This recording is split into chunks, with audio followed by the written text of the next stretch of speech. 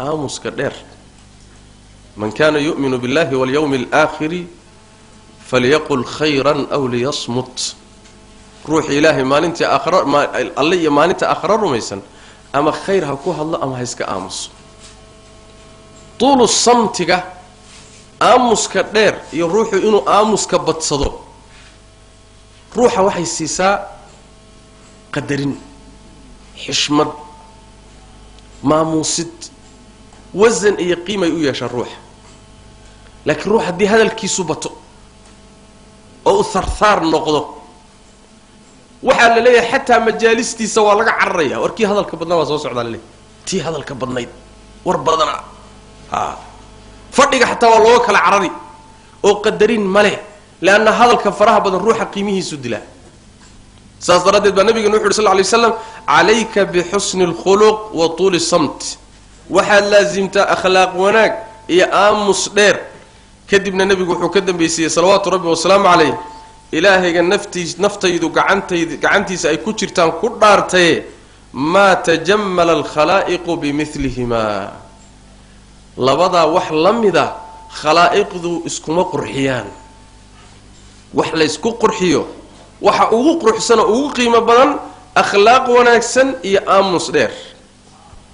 ruuxu inuu khayr ku hadlayo hadal murti ku hadlayo wanaag ku hadlayo iyo inuu aamusan yahay qiimo badan bay ruuxa siinaysaa adduunyo aakhiraba qadarin badan bay ruuxa u soo kordhinaysaa akhlaaqda wanaagsan oo ruuxa dhaqankiisa inuu hagaagsan yahay ruuxaasi wuxuu yeelanayaa labis quruxsan oo macnawiya buu yeelanayaa oo soo jiita dadka lagu qadariyo lagu qiimeeyo ayuu yeelanaya akhlaaqda wanaagsan marka walaalayaal inaynu ku dadaalo waa laga maarmaan akhlaaqda xunxunka ana inaan ka fogaano akhlaaqda wanaagsan waxa weeye in qalbigeennana aynu hagaajino la dhaqankeennana aan hagaajino qalbigaagu waa inuu xasadku ka baxo oo xumaantu ka baxdo oo nacaybka dadka uu ka baxo oo qalbigaagu uu noqdo saliim saafi ah صافئة هذه اللي حمايه وركوتالا ملهيد قلبي قدتك وحكومة قادم هذا تكون قبطنا واتكسرتها قلبي إنه نظيف يا الروا قلبي قال نظيف تابنا إلهي أكتي سوح لك جهلا حداد نقطة عقد اللو حاسدة وضدك النعب وضدك وحي إلهي سي تبارك وتعالى كحسته oo qalbigiisa ay xumaani ku jirto hadda waxa weeye kullu inaa'in bima fihi yandah qalbi xumaani ku jirto xumaan uu dhiiqa xubnihiina xumaantii bay ku kacayaan awalan marka in qalbiga la nadiifiyo carabka la hagaajiyo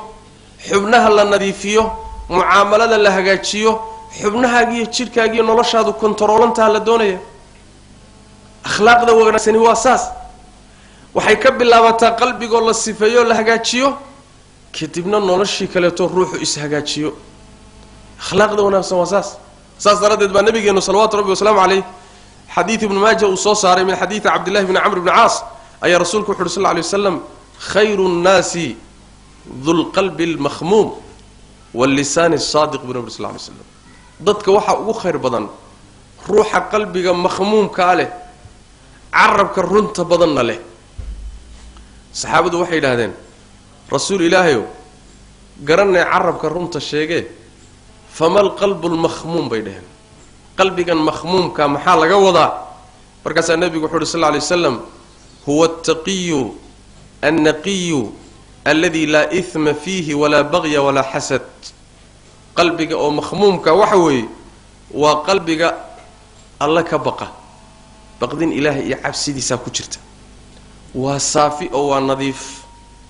وسخ يشكي يجهلي يكمتشرو قشن كمتشرو شبهات شهوات كمتشرا ونظيف لا إثم فيه دم بدحليس كمتشرا بالنبي صلى الله عليه وسلم ولا بغي قرد الرأي حد قذبنا كمتشرو الضوء ما قرد الرئيس من الظلمية أفي أدين تونا ولا حسد كمتشرو قلبك أنت كفيو بل يرهدا القلب المخموم صاحب كيسون وصاحب كدتك او خير بدون وقلب النظيفه الله كعسب كجير ايمان با كبوخه قناع سنان با كجيرتا دنب مله حسد مله